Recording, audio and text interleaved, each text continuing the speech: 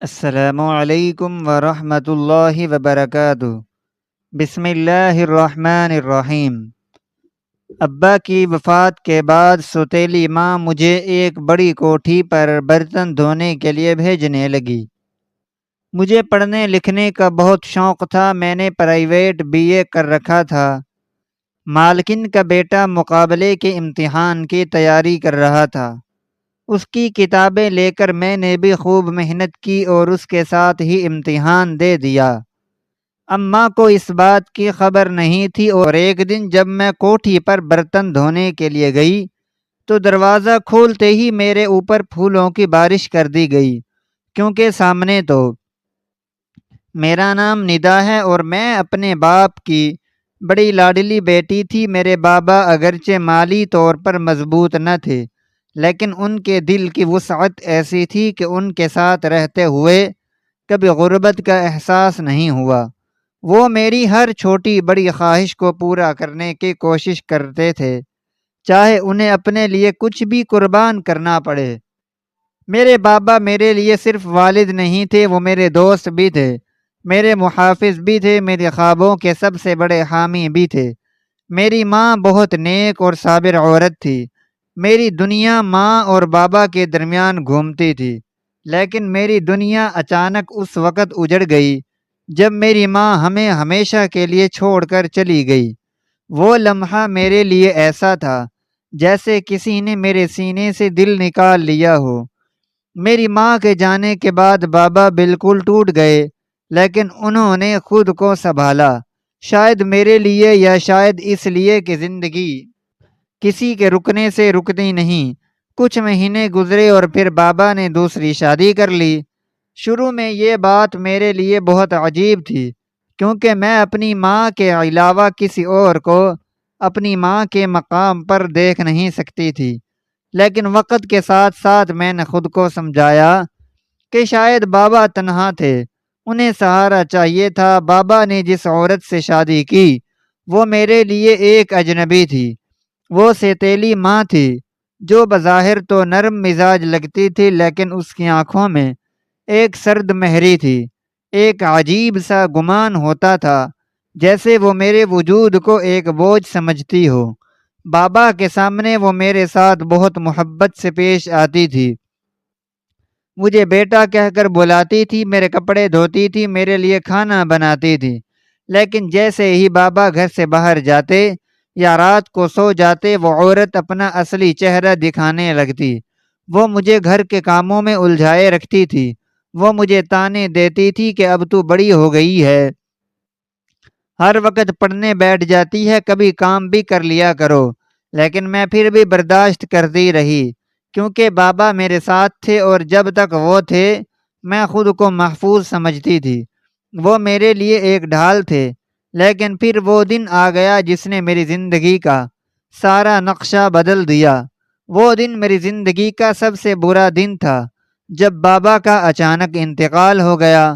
ان کا چہرہ آخری وقت میں ایسا لگ رہا تھا جیسے کچھ کہنا چاہتے ہوں، جیسے کسی خوف میں ہوں، جیسے ان کی آنکھوں میں میرے لیے بے بسی اور دکھ چھپا ہو۔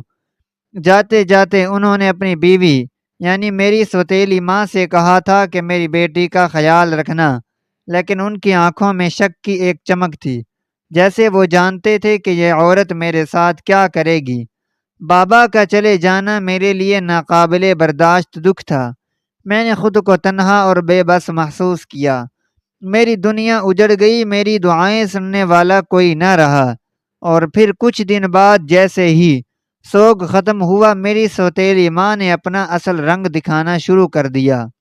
ایک دن صبح وہ میرے کمرے میں آئیں اور بڑے غصے سے بولیں، اب تیرا باپ مر گیا ہے، اب کما کے کون لائے گا، گھر کا خرچہ کیسے چلے گا؟ میں نے خاموشی سے کہا کہ میں تو ابھی پڑھائی کر رہی ہوں، میرے BA کے امتحان ہو چکے ہیں، میں کسی پرائیویٹ سکول میں پڑھانے لگوں گی، کچھ وقت تو لگے گا لیکن میں خود ہی سنبھال لوں گی۔ لیکن وہ ہنسنے لگیں اور کہا کہ پرائیویٹ اسکول والے تو چند ہزار ہی دیتے ہیں، اتنے سے کیا ہوگا، تیرے باپ کے مرنے کے بعد تو میرے لیے صرف ایک بوجھ بن گئی ہے۔ وہ کہنے لگی کہ ایک بڑی کوٹھی ہے جہاں تم اگر نوکری کرو تو مہینے کے 15,000 روپے ملیں گے۔ میں نے کہا کہ نوکری تو کر لوں گی لیکن عزت سے، اپنی تعلیم سے مطابقت والی، کیونکہ ایک استاد کی زندگی ایک نوکر کی زندگی سے بہتر ہوتی ہے۔ لیکن وہ میری بات سننے کے موڈ میں نہیں تھیں۔ وہ زور سے بولی کہ مجھے تیری عزت سے نہیں، صرف پیسوں سے مطلب ہے، مجھے یہ 15,000 روپے ہر ماہ چاہیے۔ اس کے بعد اس نے میرے ہاتھ سے کتابیں چھین لیں، میری فائلیں اٹھا کر الماری میں بند کر دیں اور مجھے کہنے لگیں کہ اب تجھے صبح سے شام تک اس کوٹھی میں کام کرنا ہے۔ وہ لمحہ میرے لیے بہت تکلیف دہ تھا۔ میرے خواب، میری امیدیں، میرے سارے ارادے جیسے کسی نے ایک لمحے میں روند ڈالے ہوں۔ مجھے احساس ہو گیا تھا کہ میرے بابا کے ساتھ ہی میری زندگی کے سارے سہانے دن دفن ہو چکے ہیں۔ اب میں اس عورت کے رحم و کرم پر ہوں جس نے مجھے کبھی دل سے قبول نہیں کیا تھا۔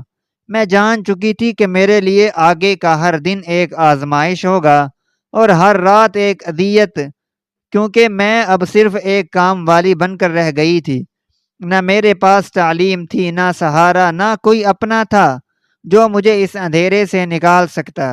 جس جگہ میں کام کرنے جاتی تھی وہ ایک بڑی کوٹھی تھی جس کی مالکن ایک سخت مزاج مگر خوشحال عورت تھی۔ اس کے لہجے میں غرور ہوتا تھا اور آواز اور انداز میں ایسا احساس جیسے وہ ہر انسان کو نوکر سے زیادہ کچھ نہ سمجھتی ہو۔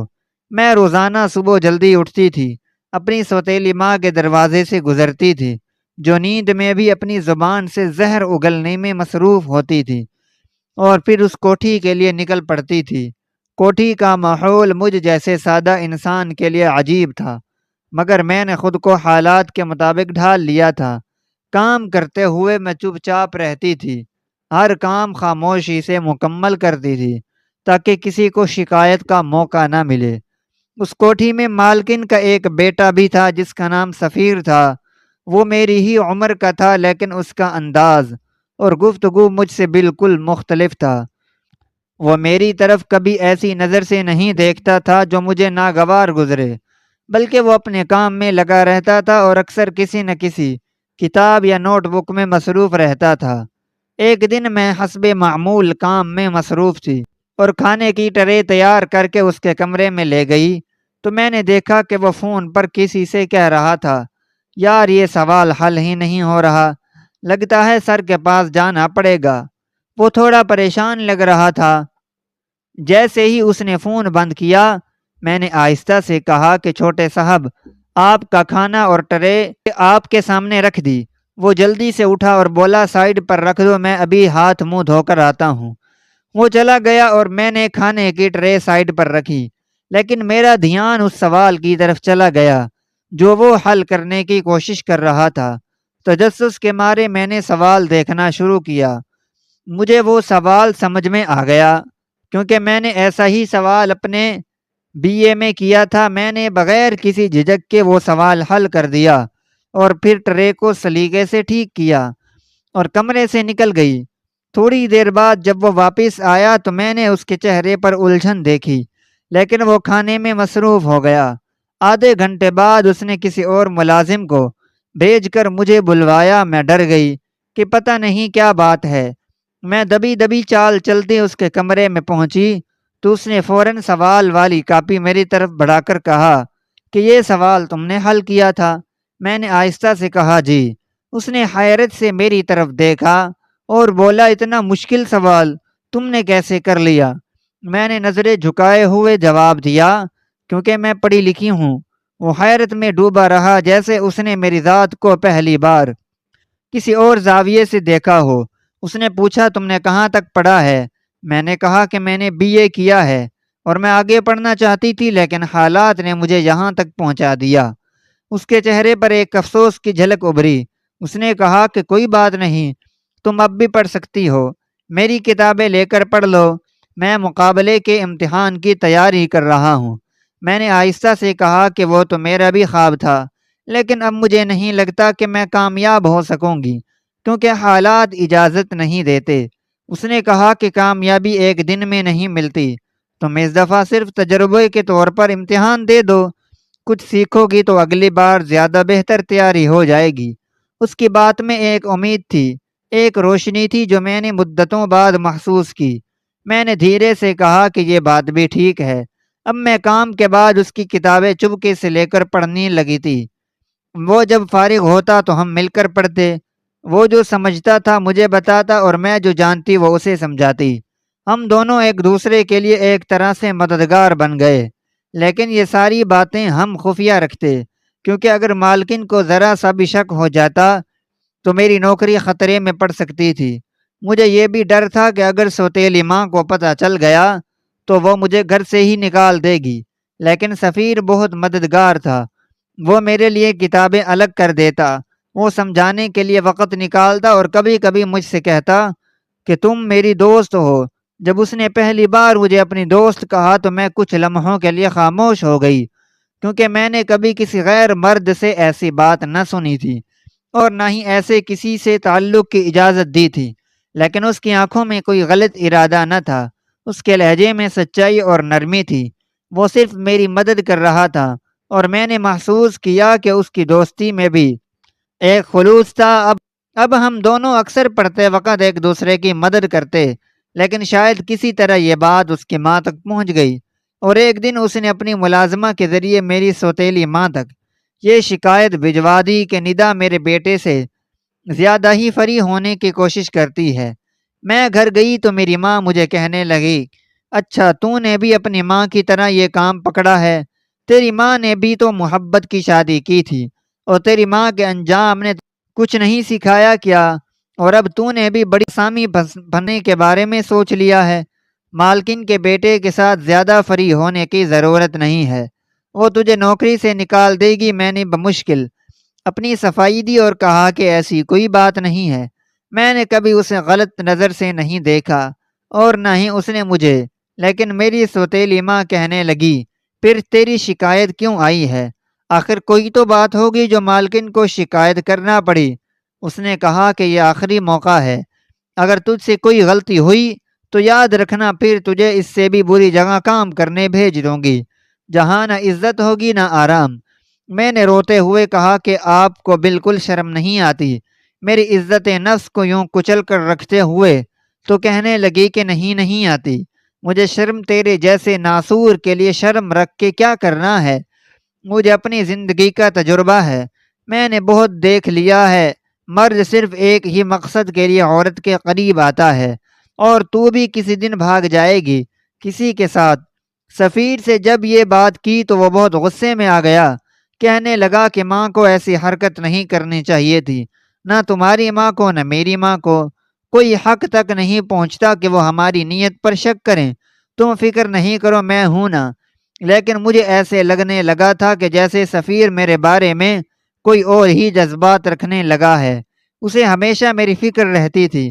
میری معمولی سی تکلیف پر وہ پریشان ہو جاتا تھا، میرے سر درد کی بات سنتے ہی دوا لے آتا تھا، میرے جوتے پرانے ہو جاتے تو نئے دلوانے کی ضد کرتا، میرے کپڑوں پر اگر داغ ہوتا تو کہتا تم یہ پہنو گی تو لوگ کیا سوچیں گے۔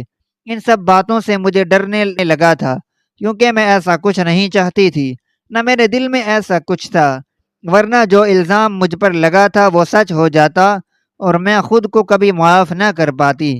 ایک دن جب میں نے اپنے دل کی بات اسے کہی تو اس نے کہا کہ یہ سب فضول کی باتیں ہیں، لڑکا لڑکی کیا کبھی دوست نہیں ہو سکتے؟ کیا ہم صرف انسان بن کر ایک دوسرے کے خیر خواہ نہیں ہو سکتے؟ اور اگر کبھی میرے دل میں کوئی بات آئی بھی تو تم فکر نہ کرو، میں اسے جائز طریقے سے پورا کروں گا۔ یہ سن کر میں اندر سے ڈر گئی، میرے جسم میں سنسنی سی دوڑ گئی۔ میں نے کہا کہ تم یہ کیسی باتیں کر رہے ہو؟ اگر تم ایسے کرو گے تو میں تمہارے ساتھ پڑھائی نہیں کر سکوں گی۔ مجھے تم پر اعتبار تھا، تم میرے استاد جیسے تھے، تم نے مجھے پڑھایا سکھایا سہارا دیا، اور اب یہ سب کہہ کر میری عزت کو خطرے میں ڈال رہے ہو۔ اس نے فوراً ہاتھ جوڑ کر کہا کہ سوری، معاف کر دو، میں مذاق میں کہہ رہا تھا، مجھے اندازہ نہیں تھا کہ تم اسے اتنا سنجیدہ لے لو گی۔ میں نے اس کی بات پر خاموشی اختیار کر لی، اور پھر ہماری پڑھائی کا سلسلہ ویسے ہی چلتا رہا۔ اس نے مجھے بتایا کہ پیپر ہونے والے ہیں تو میں گھبرا گئی، کیونکہ میں نے کبھی زندگی میں اتنے بڑے امتحان کا سامنا نہیں کیا تھا۔ لیکن اس نے مجھے حوصلہ دیا، کہا کہ سب خیر ہو جائے گا، تم بس جو تم نے یاد کیا ہے اسے دہرا لو، اور جو نہیں آتا اس کی فکر چھوڑ دو۔ اس نے میرے پیپر دینے کے لیے اپنی ماں سے جھوٹ بولا کہ میرے ایک دوست کے گھر میں شادی ہے اور یہ لڑکی بہت اچھا کھانا بناتی ہے، اس لیے وہاں جائے گی تاکہ کھانا بنا سکے، اور یوں کر کے اس نے مجھے اجازت دلوائی۔ میں دوپٹے سے اپنا چہرہ چھپا کر مرکز پہنچی تھی، ہاتھ میں داخلہ پرچی، کانپتے ہونٹ اور دھڑکتے دل کے ساتھ اندر جا کر پیپر دیا۔ سفیر دروازے پر کھڑا رہا، اور جب میں نکلی تو اس نے کہا کہ شاباش، تم نے کر لیا، اور میں نے خوشی سے اسے دیکھا اور کہا کہ میں نہیں جانتی کہ میں نے کیا لکھا ہے، لیکن مجھے سکون ملا ہے کہ میں نے کوشش کی ہے۔ اور اب ہم دونوں کو رزلٹ کا انتظار تھا۔ وہ بہت پر امید تھا اور میں بالکل بھی پر امید نہیں تھی، کیونکہ مجھے خود پر یقین نہیں تھا، اور مجھے سفیر نے بھی پہلے کہا تھا کہ تمہارے لیے یہ صرف ایک تجربہ ہے۔ لیکن میں سفیر کے لیے دعائیں کر رہی تھی۔ وہ اچھا انسان تھا، اس نے میرے ساتھ بہت اچھا کیا تھا، اس نے میری عزت رکھی تھی، میرا خیال رکھا تھا، میری پڑھائی کا خواب دوبارہ زندہ کیا تھا۔ اگر وہ پاس ہو جاتا تو میرے لیے یہ بہت بڑی خوشخبری ہوتی، جیسے میری محنت رائے گاہ نہ گئی ہو، جیسے میری دعائیں قبول ہو گئی ہوں، جیسے دنیا میں اچھے لوگوں کا نصیب اچھا ہونا بھی ممکن ہے۔ اس کی کامیابی مجھے اپنی کامیابی لگتی تھی، اور میں ہر دن اللہ سے اس کے لیے کامیابی مانگتی تھی۔ میں راتوں کو اٹھ اٹھ کے دعا مانگتی تھی، کبھی سجدے میں سر رکھ کر روتی تھی، کبھی آنکھیں بند کر کے صرف اتنا کہتی کہ یا اللہ اسے کامیاب کر دے۔ اس نے میرا اتنا ساتھ دیا ہے، میری اتنی مدد کی ہے، میری اتنی دعائیں لی ہیں، تو اسے ناکام نہ کرنا۔ اور پھر جب کہتی کہ میں یہ سب سے زیادہ دل سے کہنے لگی تو سفیر مجھے کہتا کہ تم زیادہ ہی پریشان ہو رہی ہو، اتنی دعاؤں سے شاید اللہ بھی الجھن میں پڑ جائے گا۔ وہ ہنستا تھا، میں چپ ہو جاتی تھی، مگر پھر بھی میرے دل میں سکون نہیں آتا تھا۔ مجھے لگتا تھا کہ اگر اس نے مجھے اتنا سہارا دیا ہے تو میری بھی کچھ ذمہ داری ہے، اور میرے بس کی بات صرف دعا ہی ہے۔ اس نے کہا تھا کہ اگر میں پاس ہو گیا تو مجھے امید ہے کہ میں کمشنر لگوں گا۔ میں ہنستی تھی اور کہا تھا کہ یہ تو بہت بڑی بات ہے، پر تمہارے لیے تو یہ کوئی بڑی بات نہیں ہے، کیونکہ تم سے پہلے سے یقین ہے، تمہارے لہجے میں اعتماد ہے، تمہارے خوابوں میں روشنی ہے، تمہارے دل میں نیت صاف ہے۔ اس نے کہا کہ ہاں، لیکن میں خود کچھ کرنا چاہتا ہوں، اپنے نام پر مقام بنانا چاہتا ہوں، کہ اگر کوئی مجھے دیکھے تو یہ نہ کہے کہ سفارش سے آگے آیا ہے، بلکہ یہ کہے کہ اس نے خود محنت کی، کہ اس نے خود کی محنت سے یہ مقام حاصل کیا ہے۔ اور پھر وہ دن آ گیا جس کا ہم دونوں کو انتظار تھا، رزلٹ کا دن۔ میں تو سارا دن نوافل پڑھتی رہی، درود پڑھتی رہی، اور دل ہی دل میں دعائیں مانگتی رہی۔ مجھے اپنے لیے تو بالکل بھی امید نہیں تھی، لیکن سفیر کے لیے بہت سی دعائیں کی تھیں۔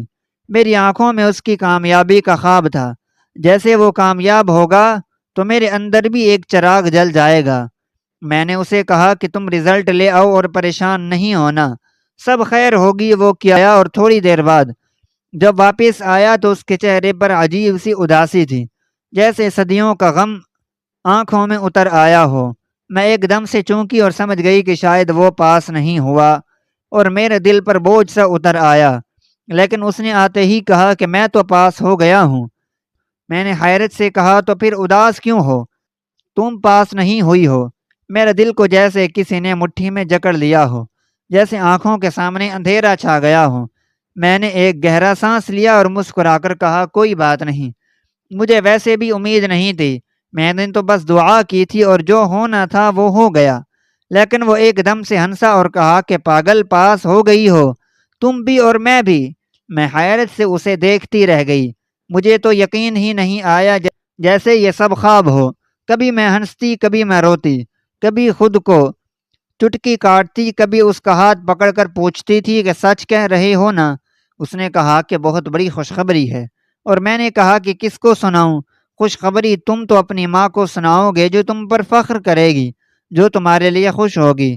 لیکن اگر میں نے اپنی ماں کو سنائی تو وہ کبھی خوش نہیں ہوگی، وہ الٹا یہ سوچے گی کہ چلو اب کمائی کا ذریعہ بن گیا۔ سفیر نے کہا کہ اس کو دفع کرو، آج کے دن تو مسکرا دو، آج کی خوشی کا حق ہے کہ تم کھل کر ہنسو۔ جب سے بابا اس دنیا سے گئے تھے میں نے کبھی اتنا سکون محسوس نہیں کیا تھا، لیکن آج پہلی بار میری مسکراہٹ واپس آئی تھی، وہ بھی کسی کے خلوص کی وجہ سے، کسی کے ساتھ کی وجہ سے۔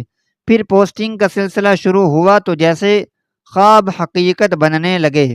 مجھے اندازہ ہوا کہ جو ہم نے برسوں پہلے چاہا تھا اللہ نے اسے اس سے بھی بہتر کر دیا تھا۔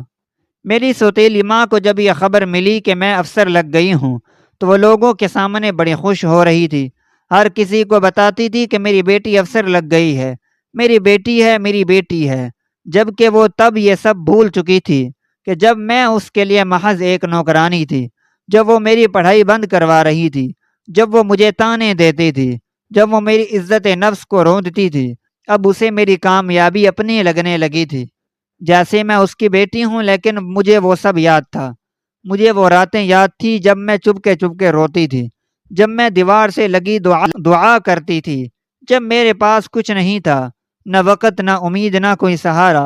اور اب جب پوسٹنگ کا وقت آیا تو واقعی سفیر کمشنر لگا اور میں ڈپٹی کمشنر۔ ہم دونوں کی زندگی جیسے خواب سے زیادہ خوبصورت ہو گئی۔ اب ہمارے درمیان وہ فاصلہ بھی نہیں تھا جو پہلے نوکر اور افسر کے بیچ ہوتا تھا۔ اب ہم دونوں خود افسر تھے اور زندگی نے ہمیں وہ مقام دیا تھا جہاں عزت بھی تھی، وقار بھی تھا، اختیار بھی تھا۔ اور ایک دن سفیر نے مجھے فون کیا اور کہا کہ گھر آنا ہے، تم سے ایک ضروری بات کرنی ہے۔ میں نے کہا کہ ٹھیک ہے، کیونکہ اب میں نے اس کے گھر جانا چھوڑ دیا تھا۔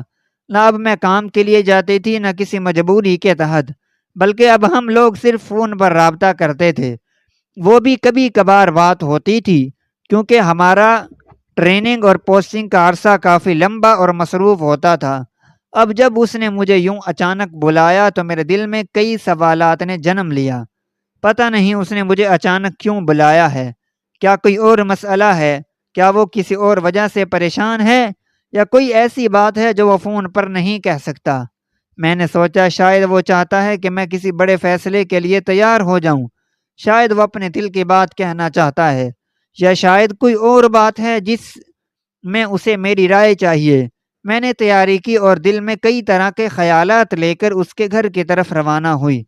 راستے بھر میں ماضی کی ساری کہانیاں یاد آتی رہیں، وہ دن جب میں اس کے گھر برتن دھونے آتی تھی، جب میں اس کے لیے چائے بناتی تھی، جب میں اس کی ماں کی باتیں سنتی تھی، جب میں مالکن کہلائی جاتی تھی اور اب میں اس کے برابر بیٹھی تھی، ایک افسر تھی جس کے فیصلے قانون میں درج ہوتے تھے۔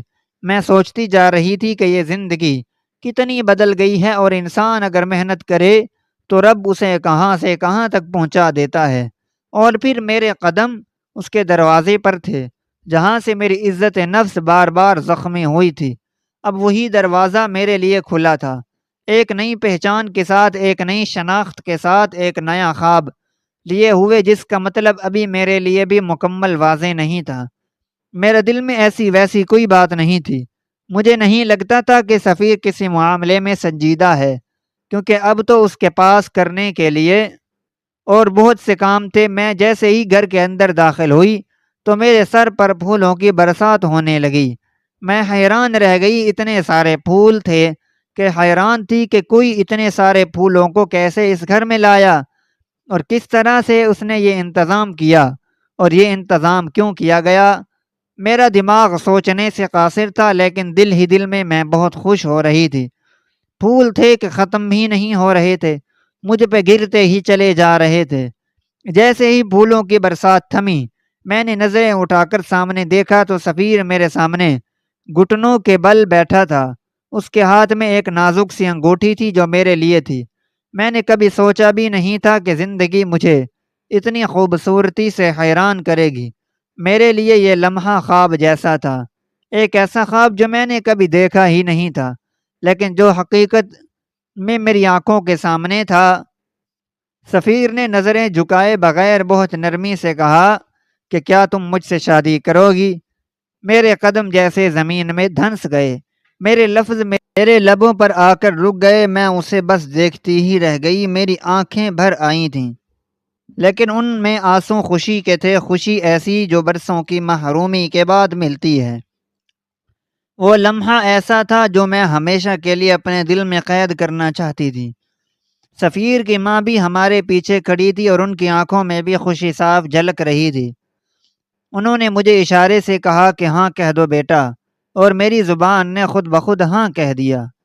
سفیر نے مسکراتے ہوئے انگوٹھی میری انگلی میں پہنا دی اور ہم دونوں نے ایک دوسرے کا ہاتھ تھامنے کا فیصلہ کر لیا تھا۔ وہ کمشنر تھا، میں ڈپٹی کمشنر تھی۔ ہم دونوں کے خواب ہمارے سامنے سچ بن چکے تھے۔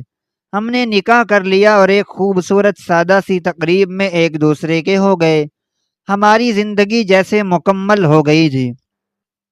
میں نے اپنی سوتیلی ماں کو فون پر اطلاع دی کہ میری شادی ہو چکی ہے اور اب میں اپنے شوہر کے گھر میں ہی رہوں گی۔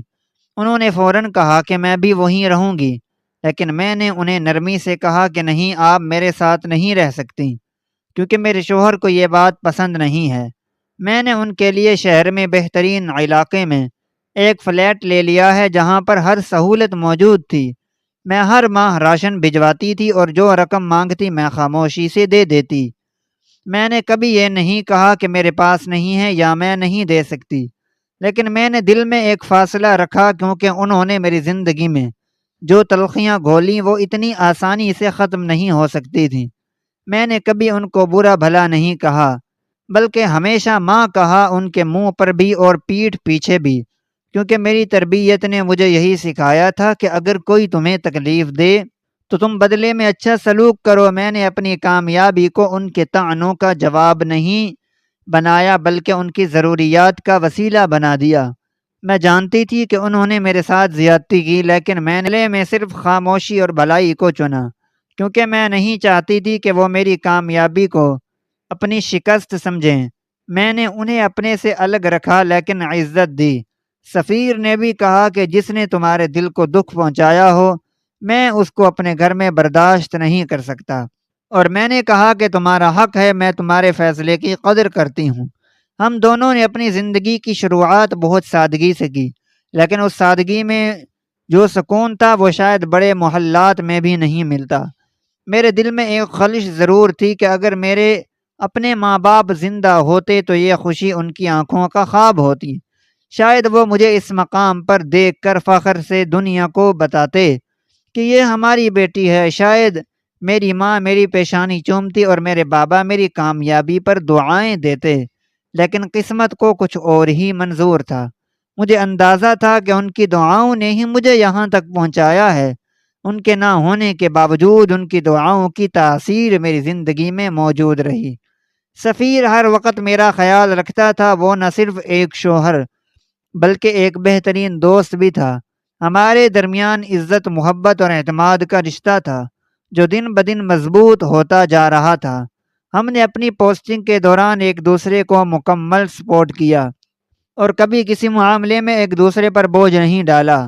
ہماری زندگی خوشیوں سے بھر گئی تھی۔ ہم دونوں نے فیصلہ کیا کہ ہم اپنے جیسے بچوں کے لیے ایک تعلیمی ادارہ قائم کریں گے، تاکہ وہ بچے جو غربت یا مجبوری کے باعث تعلیم سے محروم ہو جاتے ہیں ان کو ہم ایک نئی زندگی دے سکیں۔ یہ فیصلہ ہم دونوں کے دل سے نکلا تھا، کیونکہ ہم دونوں نے اپنی زندگی کی تلخیوں کو قریب سے دیکھا تھا۔ ہمیں معلوم تھا کہ تعلیم کتنی طاقتور چیز ہے، اور ایک کتاب، ایک قلم اور ایک استاد کس طرح سے قسمتیں بدل سکتے ہیں۔ ہم نے اپنے ماضی کو پیچھے چھوڑ کر اپنے حال کو بہتر بنانے کی کوشش کی اور مستقبل کو سنوارنے کے لیے خود کو وقف کر دیا۔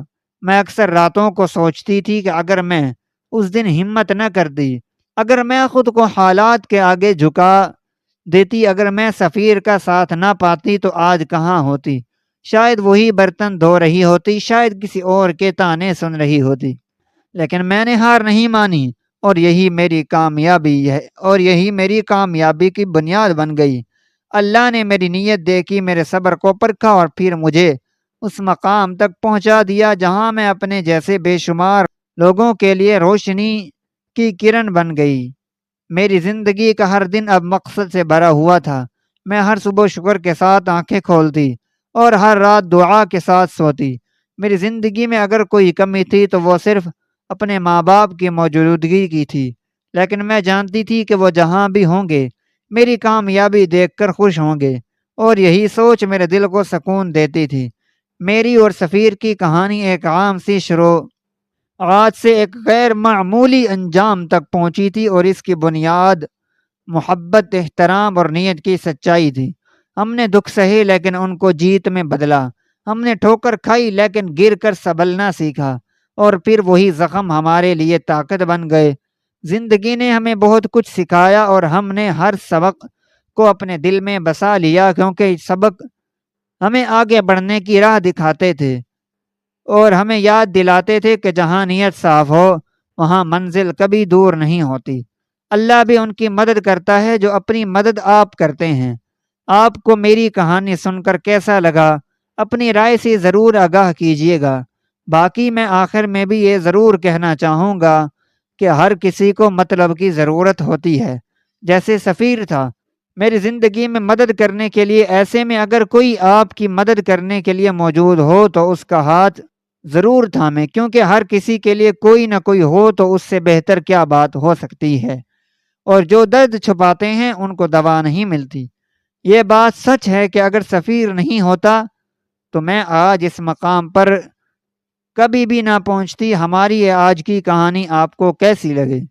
کمنٹ باکس میں اپنی رائے کا اظہار ضرور کریں، اور مزید اس طرح کی سبق آموز کہانیاں سننے کے لیے ہماری ویڈیو کو لائک کریں، شیئر کریں، اور ہمارے چینل کو سبسکرائب کریں۔ شکریہ، اللہ حافظ۔